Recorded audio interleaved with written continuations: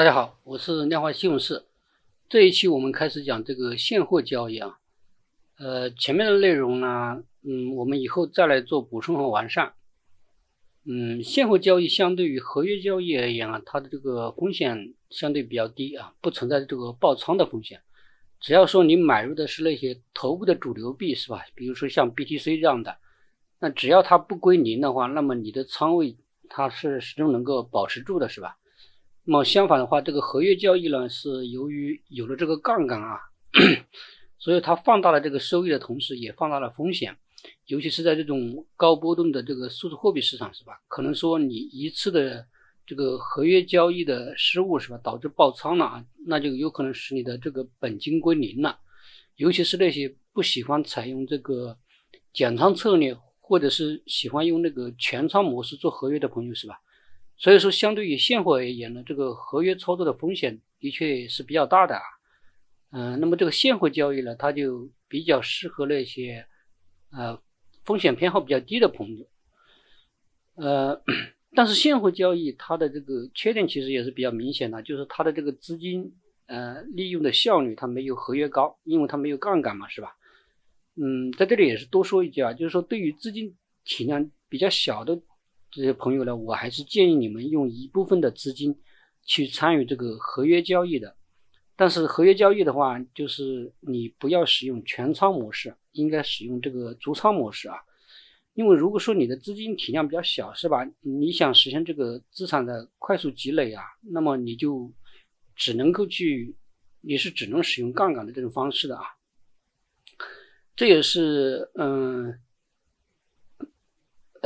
任何的这个一个普通人吧，包括已经赚到大钱的那些投资者是吧，包括一些大型企业，其实他们在初期的时候都是使用的这个杠杆的。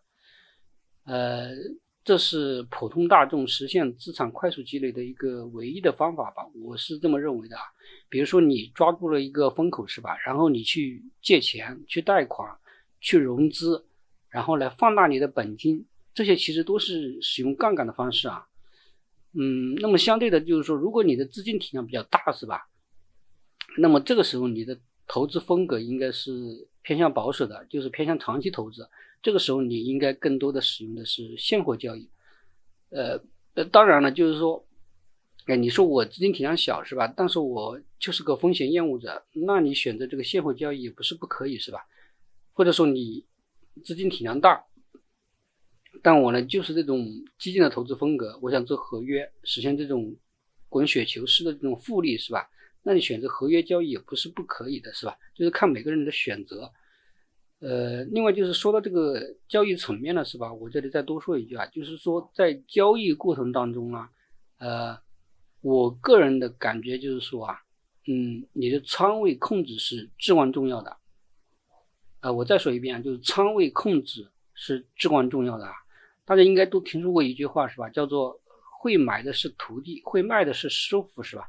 也就是说你什么时候选择去卖出，它这个是非常重要的，它会直接影响到你最终的这个收益啊。给大家举一个简单的例子是吧？比如说你投入了10万的本金，一周的时间你就赚了10%是吧？那么这个时候你的资产就到了11万是不是？但是如果说这个时候行情开始走坏了，那么你应该是要减仓的，也就是说这个时候你应该做仓位控制。如果说你不做仓位控制是吧，那么我假设啊，它后面啪的一下它又跌了10%，那么这个时候其实是什么呢？你不但没赚到钱了，你还倒亏了1000，是不是？你从11万跌10%，那不就少了1.1万了吗？是不是？那么相反的话，就是说如果你做了仓位控制的话，那么即使它后面有下跌是吧，那么我觉得你也可以保住你的这个大部分的收益。当然了，有些人说那我减仓之后是吧，它继续往上跑了怎么办呢？那我不是少赚了吗？对，这个时候就是说看你的判断了，就是说你要判断什么时候去减仓。但是就是说你这个仓位控制是一定要有的啊。我不是说你赚了10%你就必须去减仓，而是说你不要与趋势去做对啊，是吧？就是说你该减的时候就减啊，你不要死扛是吧？其实交易这个层面是吧，你层层深挖下去的话，其实它最终就是这种人性的对抗。比如说今年的这个股市是吧？就开年前几个月啊，很多人都赚了不少的钱啊，我也听到有很多人赚了不少的钱。那首先我恭喜你是赚了很多钱啊，但是有些人他甚至就是说，他说我一个月的利润就超过1年的工资收入了啊。这个时候呢，就有些人就开始飘了是吧？就感觉这个股市实在是太好赚钱了啊。他要这样下去的话，我1年就财富自由了是吧？然后呢，后面行情走坏来了，他也不选择减仓，也就是说他不去做仓位控制啊，就是说这个时候呢，他就反正觉得反正我有利润在里面是吧？而且想当然的认为就是说这个只是个回调啊，不但不减仓，反而去不断的加仓啊，然后后面一段快速的调整是吧？那不但所有的利润都亏没了，所有的利润都没了，还亏了不少钱啊。那么这个就是说你不做仓位控制的后果是吧？之前我也跟大家说过啊，就是说对你趋势坏了，你该减就减是吧？你市场永远是对的啊，你不要去与这个趋势为敌啊，趋势坏了你该减就减，趋势来了你该加就加是吧？所以说交易层面其实深挖下去的话，真的就是这个人性的对抗啊，就自己跟自己抗争一样的啊，想要战胜这个人性的这个弱点的确也是很难的啊。这也是我在我的整个这个系列视频第1集就跟他讲过了是吧？就是说为什么我们要采用这个程序化交易的原因，就是说程序化交易它的确是可以帮我们避免这个问题啊，就是说能够解决掉一些人性上的一些问题。当然就是说因为程序化交易它是去执行你的策略啊，如果说你的策略里面你的策略就是不包含这个仓位控制，我就是不减仓，那程序化交易也没用是吧？因为它是按照你的策略去操作的嘛是吧啊这就简单聊一下这个现货和合约的区别啊。另外就是这段时间这个关税的话题天天刷屏是吧？我这里也简单的聊几句啊，不一定对啊，随便聊聊。就是我个人对于目前的形势来讲呢，我是相对乐观的，至少我不是很悲观啊。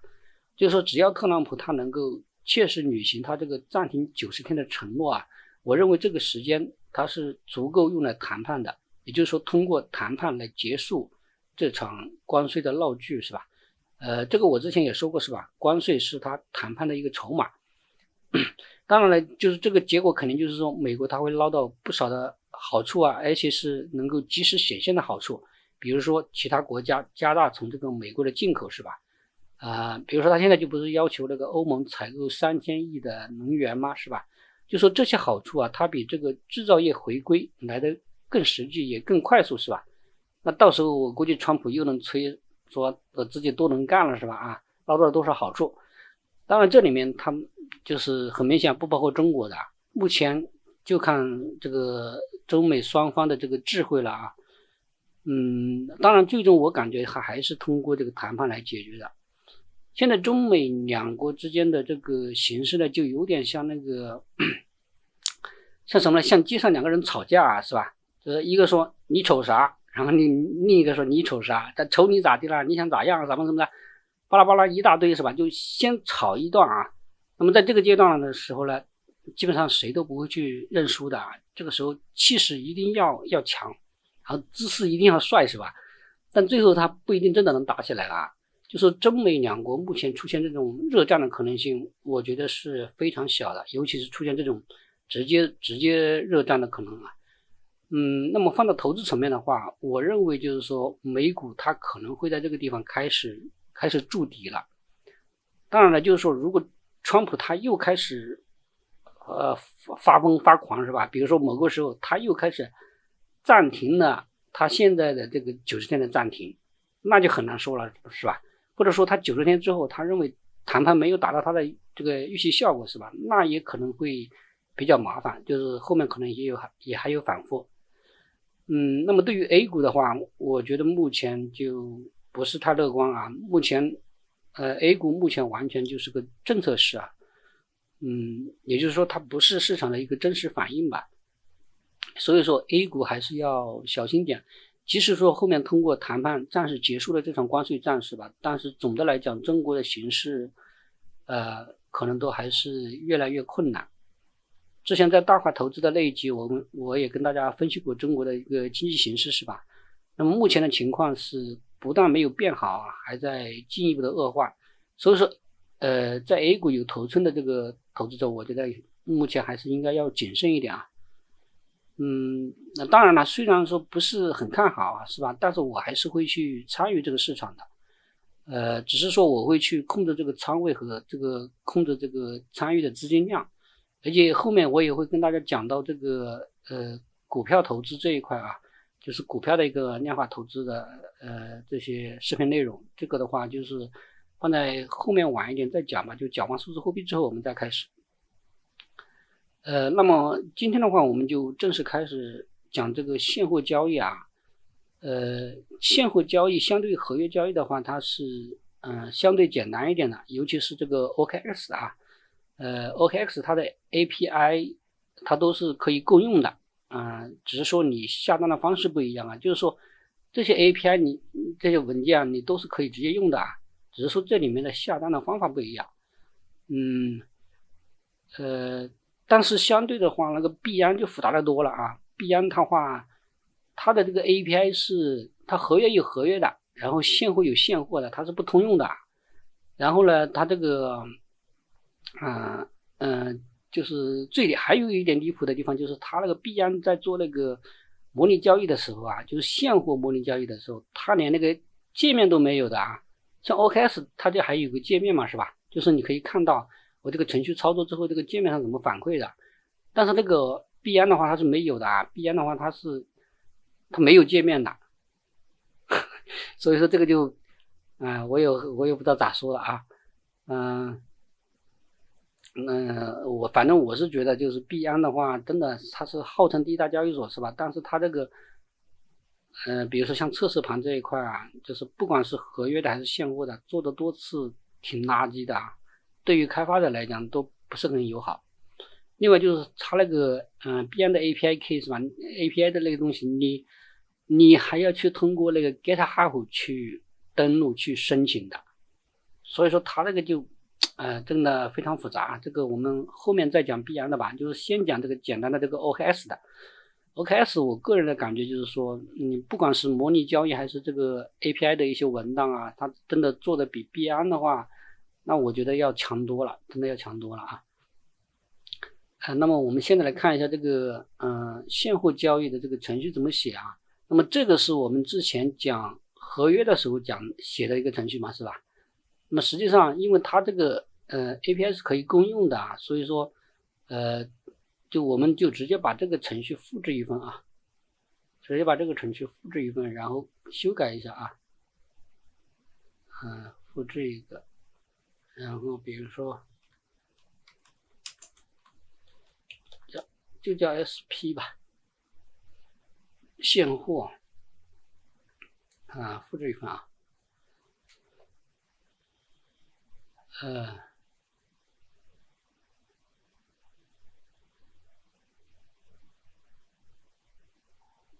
然后我们看一下，也还是先来讲这个啊，先讲下单的，把这些都删掉，重新来弄啊。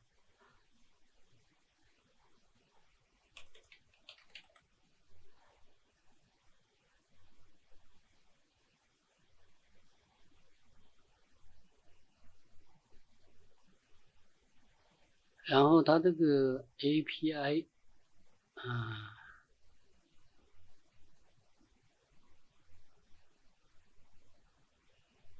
对，我要先弄一下 API 啊。之前跟大家讲过是吧？就是说你们在写的时候直接把这个 API 这个信写在这里就是了啊。因为我是演示嘛，是吧？所以我就直接放在这个文件里面了啊，放在我这个文件里面，然后通过这种方式去读取。然后由于它的这个 API 是可以共用的嘛，是吧？所以这些东西这些初始化都可以留着。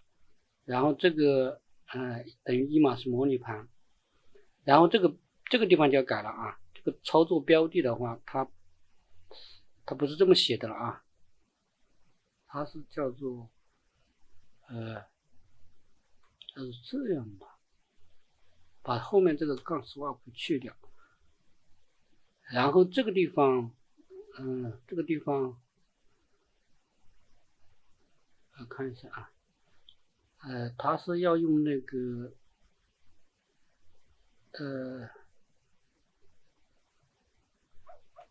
它是要用这个非保证金模式啊，也就这样的啊。然后这个，杠杆倍数这个就不需要了啊。然后操作方向我们就定这个买吧，就是这里是这样的啊，我就因为我们之前讲过合约交易是吧？那么合约交易是你是可以既做空又做多的。那么这个讲现货交易的时候，我就不去讲那个杠杆操作了，就是那个比如说你现货杠杆做空这个，就是通过借币去杠杆做空这个我就不讲了啊，我这个就直接讲这个你买入现货，然后通过上涨来赚取利润的这种方式啊，就是所以说我就不讲那个杠杆操作的那种，也就是说这个方向它始终都是买入的啊。然后接着我们来看这个方法怎么写啊，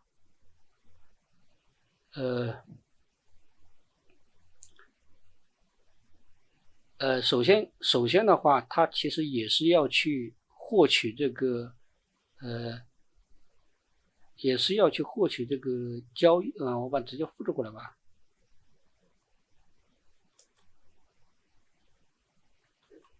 它首先其实也是这样一段代码，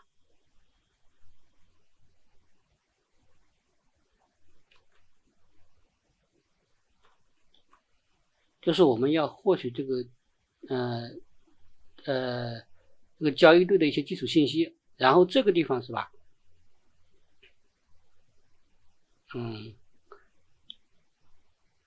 这个地方我们到上面去定义一下，现货交易的话就是什么呢 ？SPOT， 它是这个是它的叫做什么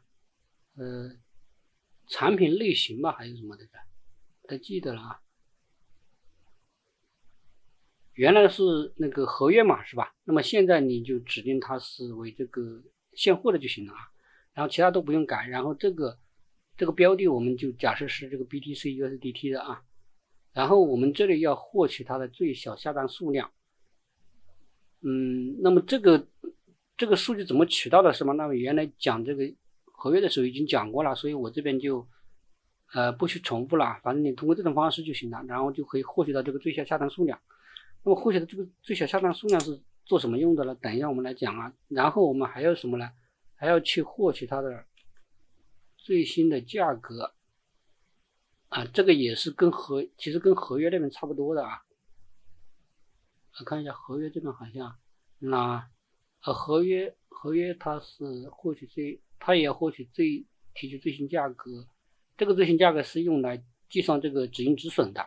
那么在这边的话，它是用来计算这个下单数量的啊，因为这个方法它是合约里面有的啊，这个它适用于合约，但是它好像不适用于这个现货的，所以说我们这边获取最新价格是用来计算这个下单数量的啊。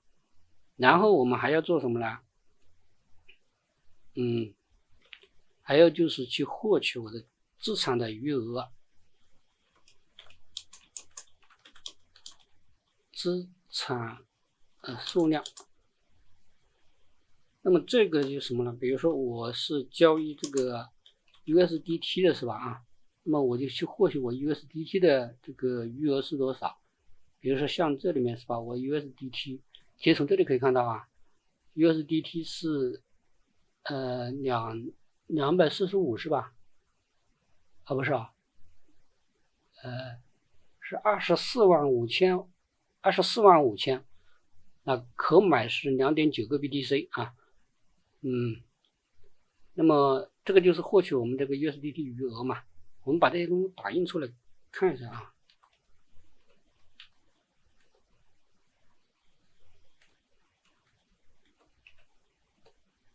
然后这个是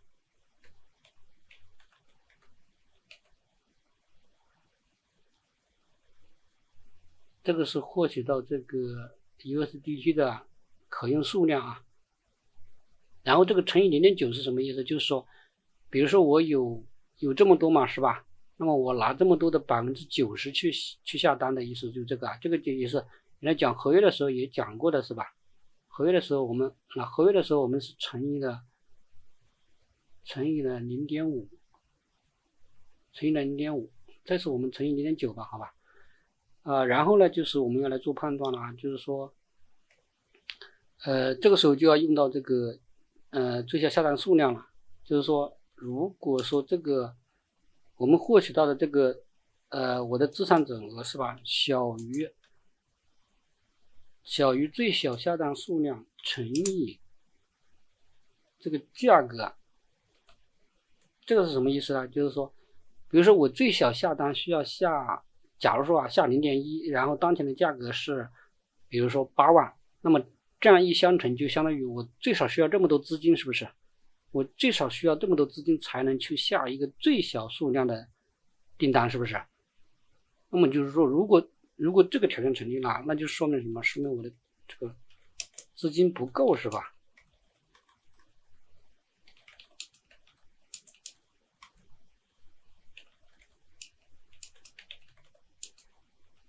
这样的话就是不能操作的，是吧？否则的话我们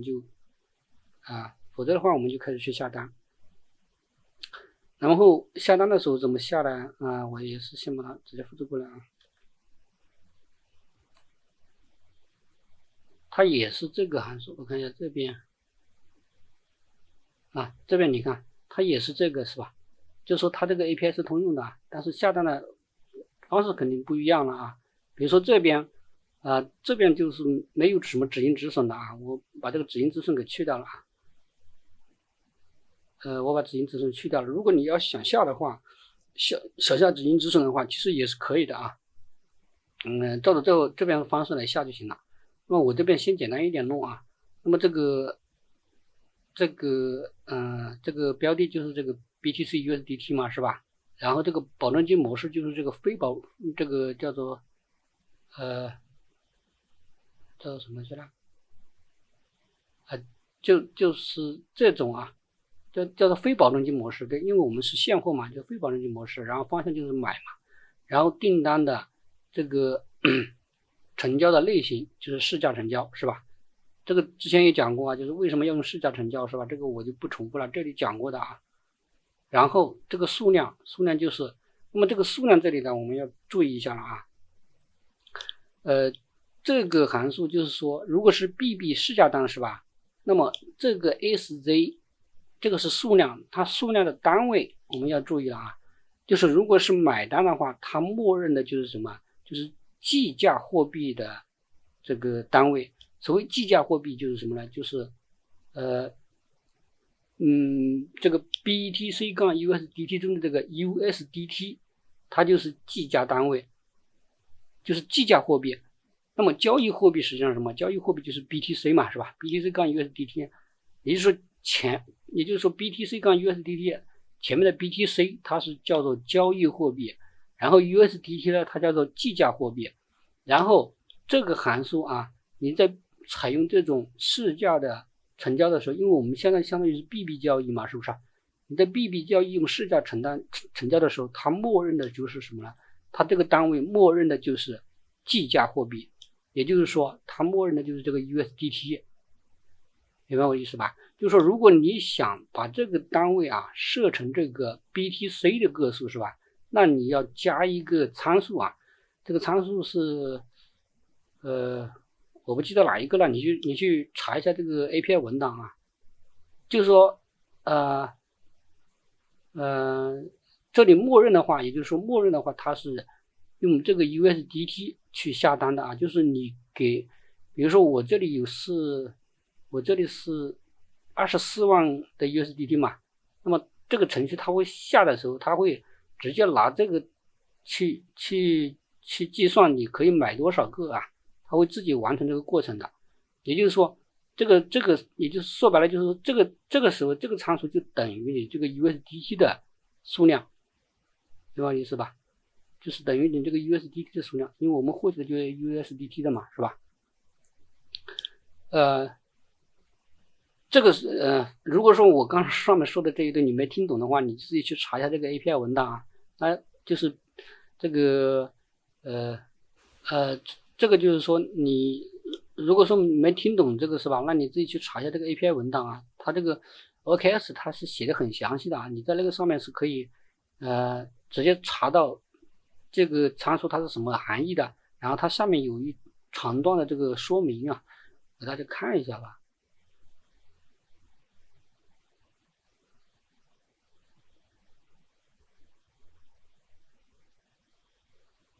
然后这个是下单的是吧？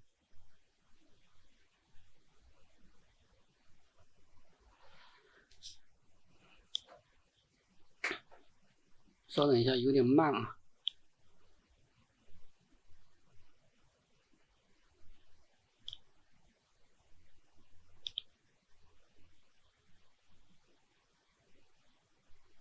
然后是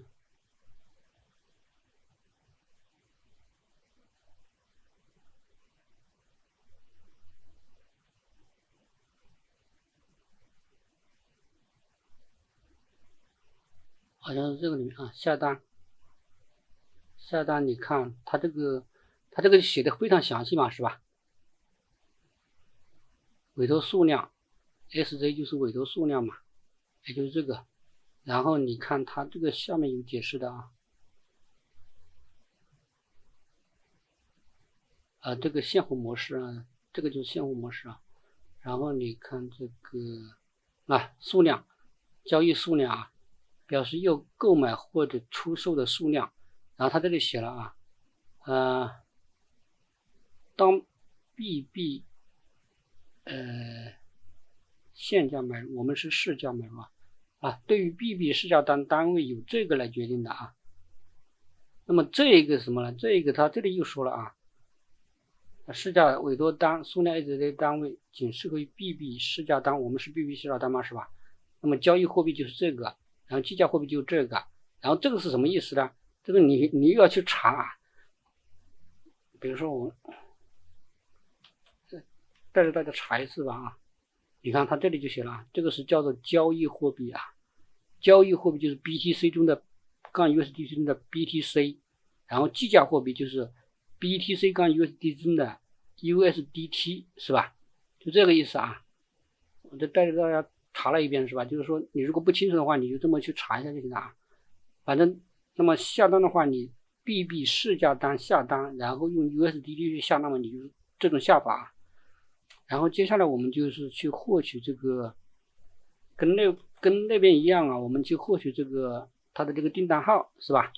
这个也是原来讲这个都讲过了，所以说我这次讲的就相对比较简单一点了就是如果你听不懂的话，是吧？那你去看一下我原来讲过的因为我原来讲过的东西我再讲一遍，那就太浪费时间了，是吧？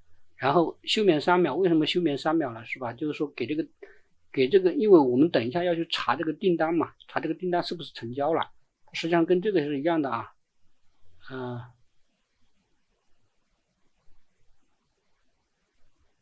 这里我们没写嘛，在这里在这里它实际上是一样的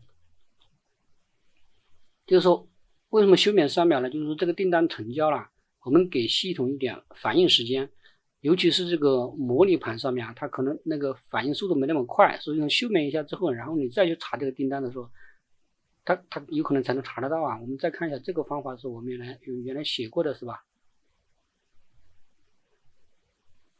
这个方法是原来写过的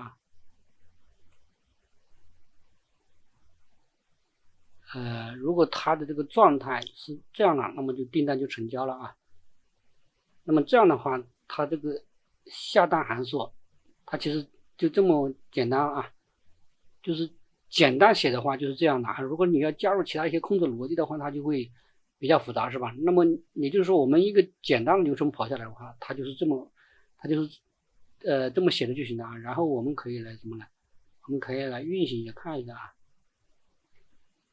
让它去下这个 BTC 杠 USDT， 我们来试一下那么现在的话，这个我的 BTC 我看一下，我的 BTC 是小于0.000，就是几乎等于没有嘛，是吧？几乎等于没有啊。然后我们来买一下，看它能买多少啊，是吧？我们用90%的资金去买，然后这里会打印出最小下单数量、最新价格和我们的这个 USDT 的余额。我们来看一下啊，运行一下。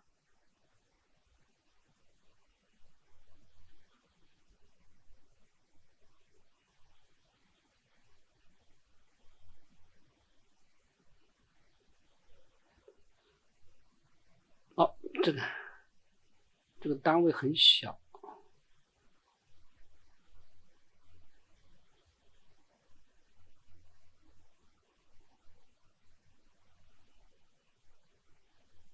订单，你看输出来订单已成交了是吧？我们看一下，那 BTC 有2.68个了，是不是啊？那就说明我们下单成功了是吧？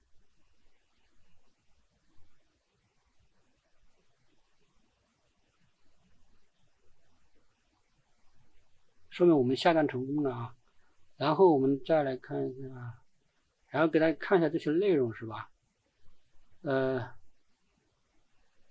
那么这个是什么？这个就实际上是最小下单数量。可能它这个单位很小啊，所以说我们直接这么打印的话，它就出现这个科学计数了啊。实际上，我们要看一下，不弄了吧，下次再来弄好吧。然后这个第二个的话就是当前的这个价格，然后这个是资产的数量，24.5万嘛，是吧？刚才看的24.5万，然后乘以0.9之后的得到的这个资产数量，然后去下单的话，就下了2.68个这个 BTC， 然后这边查出来是吧？这个订单已经成交。